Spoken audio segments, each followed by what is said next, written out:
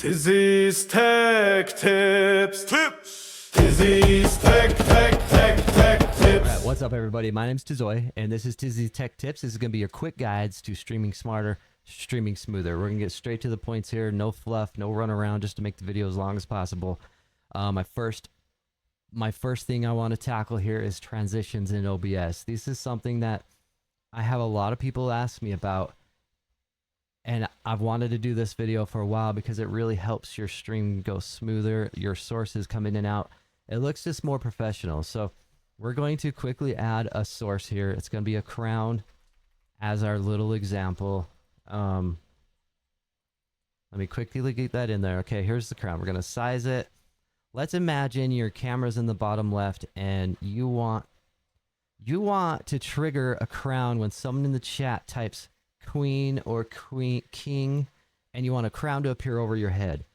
So right now it's just going to be bam, right? It just literally appears. So to make this a little bit smoother, if you right click, there's a show, and right click the source, there's a show and hide transition. So there's a number of options in here, but my favorite is going to be the slide. So we want this to slide in right. So we're going to add that. So now when it disappears, when you hide the source, it's just gone. But when you show it, it slides in. It already looks a little better. So then when we go to hide, we're going to do the same thing on the hide transition. We're going to add a slide, but this time we want it to slide off the screen to the left of the screen.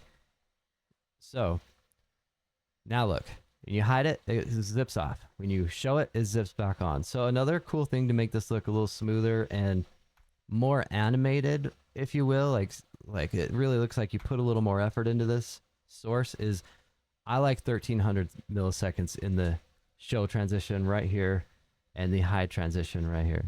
So now if we hide it, see how it's just kind of like ooh, and then it slides slowly back on. I do this exact one with so many sources. For example, I have a Discord check-in, right? And a sign pops down and swings and then slides back up. I have like a voice command when I say thank you, a little heart and a thank you appears above my head, and that one fades in and out, which let me show you the fade on this crown. So we'll make it bigger, a little better visual here. But if you just right click and change the show and the hide to fade, and now we see how it slowly just fades in and out. If you want it quicker, take off that 1300 seconds. We're going to put it back to 300 milliseconds. There you go. Now fading in and out. There you go. And you have a number of other transitions. You have a cut, a swipe, which is similar to slide. Think of like you're swiping on your phone. Stinger transitions. You can fade to a specific color on the screen, which is a very use case, but it's useful to know about it. Lumia wipe kind of wipes out a color.